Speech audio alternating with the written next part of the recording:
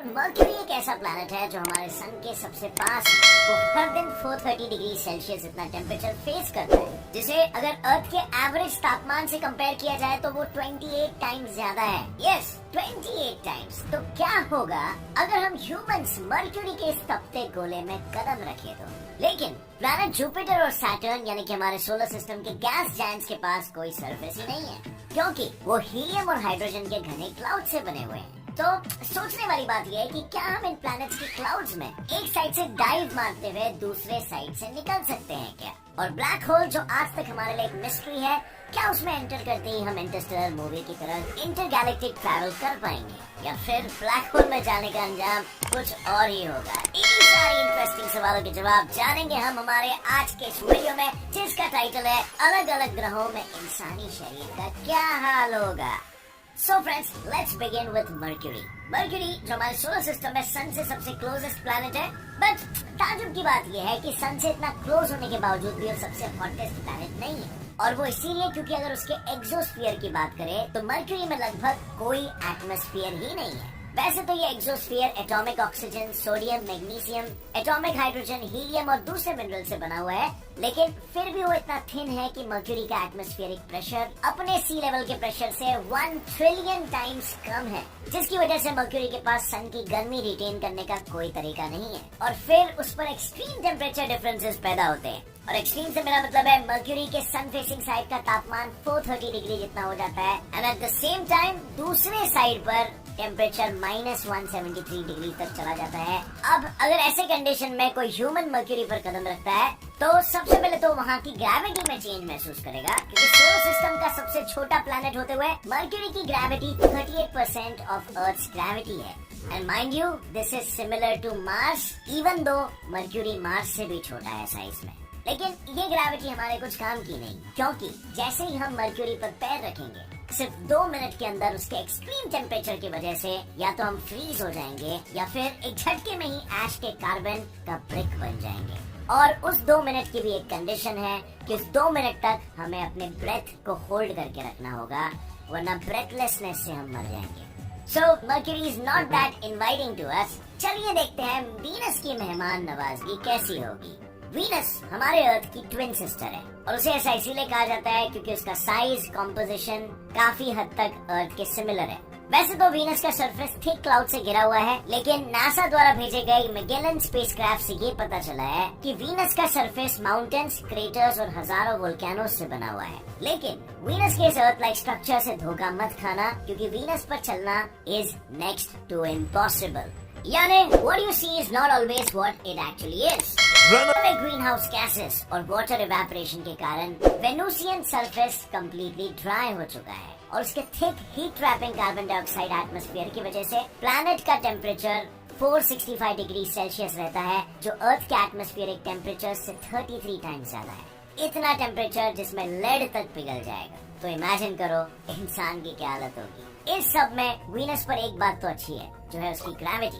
अर्थ की ग्रेविटी का 91% ग्रेविटी आपको यहाँ पर मिल जाएगा, जिस वजह से हमें उस पर ज्यादा कुछ ग्रेविटेशनल डिफरेंस महसूस नहीं होगा। लेकिन एक चीज जो हमें एक्सपीरियंस होगी वो है इसकी डेंस एटमॉस्फेयर। वीनस का एटमॉस्फेयर मेनली कार्बन डाइऑक्साइड और सल्फ्यूरिक एसिड के क्लाउड से बना हुआ है, और ये क्लाउड्स इतने डेंस है कि अगर हम आर्म को मूव करने की कोशिश भी करें तो भी नहीं कर पाएंगे, क्योंकि हमारे ऊपर इतना प्रेशर होगा कि जैसे हम समुद्र में 3000 फीट नीचे हैं। ऐसा इसीलिए क्योंकि अर्थ का सी लेवल प्रेशर 14.5 पाउंड पर स्क्वायर इंच है, यानी कि एक बार जितना। उसी जगह वीनस पर वही प्रेशर 92 बार जितना है। अब इतना डेंस एटमॉस्फेयर हमें वीनस पर खड़े होने के पहले ही क्रश कर देगा। ऊपर से सल्फ्यूरिक एसिड की वजह से रॉटन एग्स जैसा आने वाला डेंस स्मेल अलग बात। वीनस के ऐसे हाई टेम्परेचर और एटमॉस्फेरिक प्रेशर की वजह से सिर्फ 1 सेकंड के अंदर ही हम वेपराइज हो जाएंगे। मतलब यहाँ भी हमारे टिकने के चांसेस इज 0.00%। और इसीलिए मुड़ते हैं सोलर सिस्टम के ऐसे प्लैनेट्स पर जिनका कोई सरफेस ही नहीं है। Yes, I'm talking about the gas giants of our solar system, Jupiter and Saturn. Well, ये दोनों प्लैनेट्स हाइड्रोजन और हीलियम के गैस से बने हुए, और इसीलिए उन प्लैनेट्स पर उतरना यानी कि क्लाउड्स पर पैर रखने जैसा है, which is practically not possible. तो क्या हम जुपिटर के क्लाउड्स में डाइव मारते हुए एक साइड से घुसकर दूसरे साइड से निकल सकते हैं। वेल नहीं, क्योंकि हम उनका आधा हिस्सा पार करने के पहले ही विलुप्त हो जाएंगे। कैसे? वेल बताता हूँ। पहली बात तो जुपिटर और सैटर्न दोनों के एटमॉस्फेयर में ऑक्सीजन ही नहीं है, और इसीलिए ऑक्सीजन का बंदोबस्त करते हुए हम जुपिटर के क्लाउड्स में अगर डाइव मारते भी है तो उसके ग्रेविटेशनल पुल की वजह से हम 1,10,000 माइल्स पर आवर की स्पीड से ट्रैवल करेंगे, क्योंकि जुपिटर की ग्रेविटी अर्थ की ग्रेविटी से 2.4 टाइम्स ज्यादा है। इतने स्पीड से एक्सेलरेट होने के कारण हम बेहोश हो चुके होंगे, क्योंकि ह्यूमन बॉडी सिर्फ 40 माइल पर आवर की स्पीड ही हैंडल कर सकता है। अब इस स्पीड से जब हम जुपिटर के डेंस एटमॉस्फेयर में एंटर करेंगे तो वो फोर्स किसी बॉल को जाके टकराने के जैसे होगा, जिससे आपकी सारी हड्डियां टूटकर चकनाचूर हो जाएंगी। और फिर 3 मिनट के अंदर ही जब हम 250 किलोमीटर नीचे तक आ जाएंगे तो 300 माइल पर आवर की स्पीड से हमें एक बॉल की तरफ फेंक दिया जाएगा, क्योंकि जुपिटर सोलर सिस्टम का फास्टेस्ट रोटेटिंग प्लैनेट है, जिस वजह से वहाँ पर विंड्स की स्पीड 300 माइल्स पर आवर है, यानी कि अर्थ पर आने वाले टोर्नेडो और हरिकेन से भी ज्यादा तेज। इतने विंड स्पीड के साथ हम पर अर्थ के सरफेस से 100 टाइम्स ज्यादा प्रेशर फील होगा, जो 695 किलोमीटर नीचे 1150 टाइम्स ज्यादा बढ़ जाएगा। और इतना हाई प्रेशर ह्यूमन सिर्फ ट्राइस्ट सबमरीन, जो कि दुनिया की सबसे डीपेस्ट डाइविंग सबमरीन है, उसी के साथ झेल सकते हैं। लेकिन ये प्रोटेक्शन भी ज्यादा समय तक नहीं टिक पाएगा, क्योंकि एक बार जब हम 4025 किलोमीटर नीचे पहुंच जाएंगे तो टेम्परेचर 6100 डिग्री फ़ारेनहाइट जितना होगा, जो टंगस्टन को पिघलाने जितना होता है, जो यूनिवर्स का सबसे हाई मेल्टिंग पॉइंट वाला मेटल है, जिसकी वजह से ट्राइस्ट सबमरीन भी हमारा प्रोटेक्शन नहीं कर पाएगा। और ये मैं यूं ही नहीं कह रहा हूँ, क्योंकि नासा के जेट प्रोपल्शन लेबोरेटरी के प्लानिटरी साइंटिस्ट रॉबर्ट पैलार्डो के कैलकुलेशंस के अनुसार भी जुपिटर जैसे गैस प्लैनेट्स में एंटर करते ही उसके लिक्विड हाइड्रोजन का वेट हमें लिज्जत पापड़ की तरह बेल के रख देगा, और जुपिटर का भाई सैटर्न भी हमारा ऐसा ही कुछ हाल करेगा। और अगर आप उसके रिंग्स को एक्सप्लोर करने के बारे में सोच रहे हो ना, तो मैं आपको बता दूं उसके रिंग्स मेनली आइस चंक्स के बने हुए हैं, जो साइज में सैंड ग्रेन से लेकर एक बड़े बिल्डिंग जितने हैं, जिसकी वजह से रिंग्स का टेम्परेचर -261 डिग्री फ़ारेनहाइट से -333 डिग्री फ़ारेनहाइट जितना होता है। और इसीलिए अगर किसी को आइसक्रीम बनने का शौक है तो वो बेशक सैटर्न के रिंग्स को घुमाने के बारे में सोच सकता है। सो फ्रेंड्स, प्लैनेट्स तो हमें कुछ खास रास नहीं आए। अब देखते हैं इन्हीं प्लैनेट्स के मून्स का क्या हाल है। जुपिटर के पास 79 मून्स हैं, और जेपीएल के एस्ट्रोबायोलॉजिस्ट स्टीव वैंस अनुसार अपने लो रेडिएशन लेवल, जियोलॉजिकल स्टेबिलिटी और large amount of ice water के साथ जुपिटर के कुछ मून्स हमारे लिए बेस्ट ऑप्शंस हो सकते हैं। और तो और नासा के साइंटिस्ट अनुसार जुपिटर का मून यूरोपा इसमें एक बहुत ही स्ट्रॉन्ग कंटेंडर है, क्योंकि उसके बर्फीले सतह के नीचे ओशन है, जिससे वो न्यू लाइफ खोजने के लिए सोलर सिस्टम की सबसे अच्छी जगह बन जाती है। अब हमारे मून पर तो हम ज्यादा से ज्यादा 30 सेकेंड तक जिंदा रह सकते हैं, तो क्या यूरोपा पर भी हमारा वही हाल होगा? Well, kind of yes. Sun और जुपिटर से आने वाली रेडिएशन के साथ साथ यूरोपा पर हमें -160 डिग्री सेल्सियस से -220 डिग्री सेल्सियस के चिलिंग वेदर का सामना करना पड़ेगा। लेकिन इनसे भी सबसे बड़ा खतरा होगा हमें आइस क्वेक्स का। ये अर्थ पर आने वाले अर्थक्वेक्स की तरह ही है, लेकिन इस बार बस बर्फ के टच के साथ। ऊपर से यूरोपा में कोई एटमॉस्फेयर ही नहीं है, उसकी ग्रेविटी अर्थ की ग्रेविटी का सिर्फ 13% है, और वहाँ पर आए दिन स्मॉल मीटेरॉइड्स या स्पेस पार्टिकल्स टकराने का खतरा भी होता है, क्योंकि आपको पता है आसपास जुपिटर और एस्ट्रॉइड बेल्ट है। और इसीलिए प्रैक्टिकली स्पीकिंग इस मून पर भी शायद ही हम कुछ सेकंड्स के लिए जिंदा रह पाएंगे, और अगर कुछ जुगाड़ कर थोड़ा ज्यादा समय हमने वहाँ पर निकाल भी लिया तो जुपिटर और सन से आने वाले रेडिएशंस हमें फ्राई कर देंगे, because there is no atmosphere, don't forget.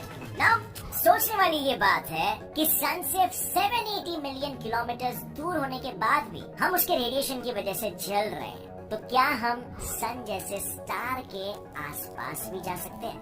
Well, हमारे सन का सरफेस टेम्परेचर 10,000 डिग्री फ़ारेनहाइट से भी ज्यादा होता है, जो किसी भी कंपाउंड को मेल्ट करने की ताकत रखता है, और इसीलिए तो उस पे मौजूद सारे कंपोनेंट्स प्लाज्मा के फॉर्म में होते हैं। ऊपर से ये सरफेस टेम्परेचर तो सन का कोल्डेस्ट टेम्परेचर है, तो सोचो कि उसके कोर का तापमान कितना ही होगा, जिसकी वजह से सन जैसे येलो ड्वार्फ स्टार तक पहुंचने से पहले ही ह्यूमंस रोस्ट हो जाएंगे। नासा के इंजीनियर रैल्फ मैकनट के अनुसार अभी तक हमारी टेक्नोलॉजी इतनी डेवलप नहीं हुई है कि हम डीप स्पेस को विथस्टैंड कर सके।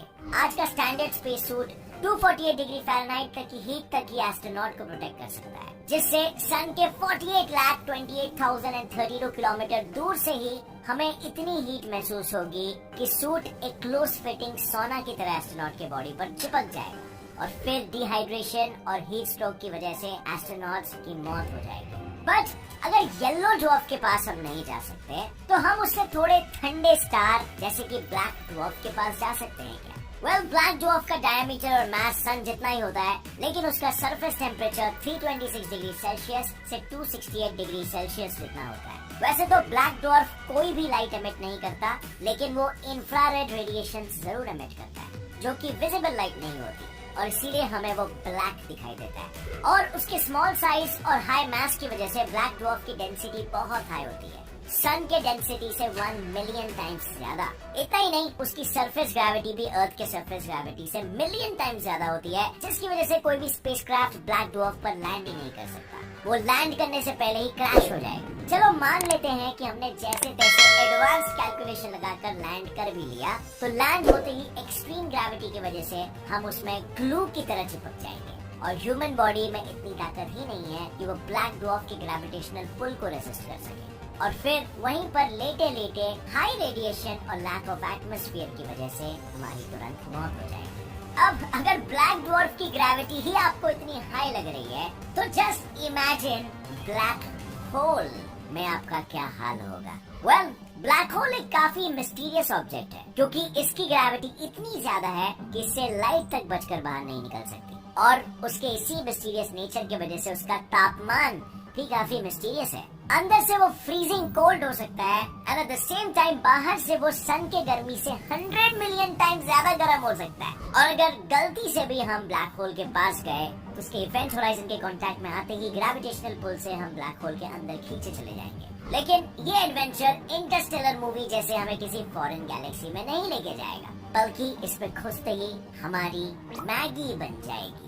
नासा के साइंटिस्ट अनुसार ब्लैक होल के ग्रेविटेशनल पुल के अंदर आते ही हमारी बॉडी वर्टिकल डायरेक्शन से स्ट्रेच हो जाएगी और हॉरिजॉन्टल डायरेक्शन से कंप्रेस होगी, बिल्कुल एक टैफी कैंडी की तरह, जिससे हम एक ह्यूमन हेयर से भी ज्यादा पतले नूडल में स्ट्रेच हो जाएंगे और इस प्रोसेस को स्पेगेटिफिकेशन कहा जाता है। मतलब अगर स्पेगेटी बनने से दूर रहना है तो हमें ब्लैक होल को भी टाटा बाय बाय बोलना पड़ेगा। और इसी के साथ ही फ्रेंड्स, इतने सारे ऑप्शंस को एक्सप्लोर करने के बाद आप लोग ये समझ गए होंगे कि हम लोग कितने ज्यादा डैम लकी है। अर्थ पर like millions of things right होने की वजह से यहाँ पर लाइफ जन्म ले पाई और शायद इसी पीस, हार्मनी और वेल बैलेंस स्ट्रक्चर को ही हम भगवान कह सकते हैं।